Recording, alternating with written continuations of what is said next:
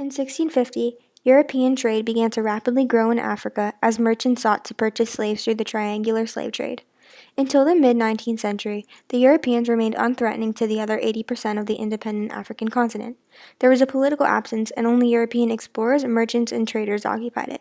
In fact, European politicians considered Africa to be one of the least desirable continents to colonize.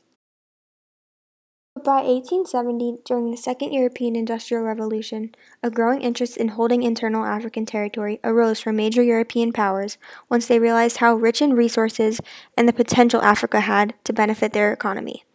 Africa offered a large plethora of resources that were not available in Europe, for example, rubber, cocoa, and diamonds. It also had an extremely vast abundance of people who could execute the labor necessary to attain these resources. This started the beginning of European colonization in Africa. In 1876, Belgium is the first European country to seriously explore African territory that had been untouched by modern-day forces. Prior to this exploration, King Leopold II of Belgium held the Brussels Geographical Conference, during which he established the International African Association. His goal was to create an organization of geographers and explorers deriving from multiple European countries to study and civilize Africans and their territory for specifically scientific and humanitarian objectives.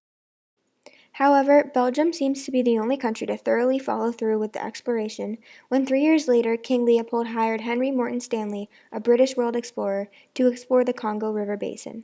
Deviating from the goal of the IAA, he also had Stanley make deals with local chieftains in exchange for land.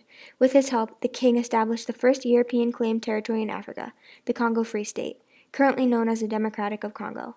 While Stanley continued to explore the resource-rich basin, he reported to Leopold that the French and Portuguese had also sent explorers to negotiate for land. Later in history, Leopold ends up creating a monopoly, becoming corrupt with the power he holds, and abusing the indigenous people of the Congo Basin, foreshadowing the future that almost all Africans will endure. European powers raced to conquer and establish rule as more and more territory was voraciously conquered by one country after another. The scramble for Africa had begun. Europe quickly realized the potential for conflict to arise once multiple countries, including Portugal, Great Britain, and Belgium, claimed overlapping territory, specifically in the river basin areas in Central Africa. In an effort to gain control of the Congo Basin from Belgium, Portugal suggested a policy meeting be held to discuss further colonization in Africa. Chancellor Otto von Bismarck of Germany agreed to host the conference in Berlin out of fear that Great Britain would attain too much power in Africa. The Chancellor's hidden motive was to establish Germany as a main influence in Africa. However, by the end of the conference, he failed to do so. The conference began on November 15, 1884, with attendance from 14 countries, including Germany, Great Britain, France, Belgium, Portugal, Spain, Denmark, Austria-Hungary, Turkey, Italy, the Netherlands, Norway, Sweden, Russia, and the United States. Since Europeans saw Africans as uncivilized, they believed that they had no right to decide the fate of their own country. Therefore, none of them were invited to the meeting. The main intentions of the conference were to establish the Congo and Nile River basins as neutral territories, to decide which countries had conquered which territories, and figure out a way to deal with future conquests and demarcations. During this time, 80% of Africa was locally managed by over 1,000 different indigenous cultures, but that was about to drastically change. On February 26, 1885, the Berlin Conference concluded with multiple new laws and set boundaries throughout Africa. The General Act of 1885 was signed, stating that the Congo and Nile River basins were neutral territory that could not be conquered, and trade and navigation could occur without tax. They also made a law to put an end to slavery and the slave trade. However, it was a law that was not abided by or enforced. It was decided that all countries had to practice the principle of effective occupation, which meant in order for a country to legitimately conquer territory, they had to demarcate their land by carrying out efficient political control and notifying all countries of their gain. Colonies were validated, created, and doled out to specific nations. They spent 4 months negotiating who got what, creating proper boundaries, and drawing an up-to-date map of Africa. Only 2 countries, Ethiopia and Liberia, remained independent of Western rule by the end of the conference. The conference resulted in the creation of arbitrarily drawn borders, creating 50 new colonies belonging to 8 different European nations. France ended up getting most of West Africa. Britain occupied South Africa along with some other northern territories. Portugal, Germany, Belgium, and some other countries held colonies as well. Imperialist powers then immediately deployed European military troops into each colony to enforce new laws and suppress African rebels with brutality. We surrendered to the white people and were told to go back to our homes and live our usual lives and attend to our crops. We were treated like slaves. They came and were overbearing. We were ordered to carry their clothes in bundles. They harmed our wives and our daughters. Europeans felt they had the right to hold complete dominance over the indigenous, who had no choice but to obey the more powerful forces.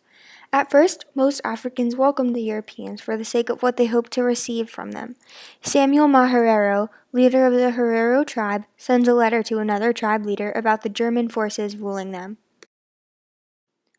All our obedience and patience with the Germans is of little avail, for each day they shoot someone dead for no reason at all. Hence I appeal to you, my brother, not to hold aloof from the uprising, but to make your voice heard so that all Africa may take up in arms against the Germans. Let us die fighting rather than die as a result of maltreatment, imprisonment, or some other calamity. Tell all the chiefs down there to rise and do battle. As the Herero chief's words explain, eventually their acceptance turns into fear and anger of the transforming aggression from the new foreign political superiors. At this point, African rulers organized militarily to resist the seizure of their lands and the imposition of colonial domination. Protests and fighting broke out within many tribes. The Fanti and Ashanti tribes in Ghana posed the greatest threat to European imperialists. Led by Queen Ya Asawante, Ashanti women held one of the largest impactful protests during this time.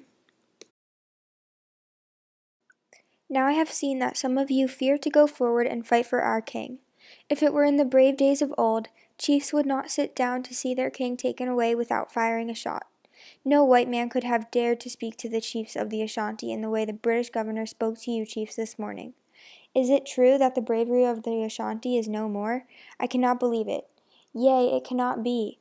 I must say this. If you, the men of Ashanti, will not go forward, then we will. We, the women, will. I will call upon my fellow women. We will fight the white men. We will fight until the last of us falls on the battlefields. However, the Africans could not break the chains of the imperialists because of how much more technologically advanced the Europeans were. You call us wicked men, but you white men are much more wicked. You think because you have guns you can take away our land and our possessions.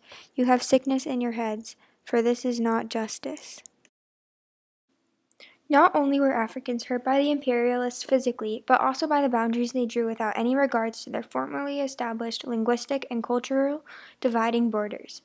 Now split irrationally, enemies were forced together, cultures were separated, and ethnic tensions heightened. Unapparent to the colonists, they took all of the country's resources and wealth for European advantage. Imperial powers had reached extremities in turn of violence and corruption. Africans endured years of hardship, civil wars, and forced assimilation. The Europeans were aware that they were taking advantage of the Africans and created an obligation through the General Act to improve conditions for the indigenous groups. Unfortunately, they were never fully implemented as laws. The only ones who were not involved in the future of Africa were the Africans themselves. The Europeans justified this exploitation as the newly discovered theory of social Darwinism and natural selection. Some missionaries believed it was their sole purpose to civilize the native Africans by spreading Christianity. This was the beginning of the push of Western culture in Africa. These missionaries brought more than just religion into the African lives. They forced new languages, ways of education, and culture. Although it did not directly initiate the scramble for Africa, the Berlin Conference is considered the catalyst of its modern-day issues. Despite most countries gaining independence during the 1950s, the boundaries created then continued to propose and prolong political, economic, and cultural strife throughout the entire continent. The effects of the conference are clearly apparent through ethnic violence, extreme poverty, and political fragmentation that have continued to haunt African countries decades after they have achieved independence. Ideas to remap the entire continent have been proposed, but quickly disregarded in fear of harming things even more. So scarred by Europe, it is nearly impossible to imagine what Africa could have been today had Western powers colonized a different area.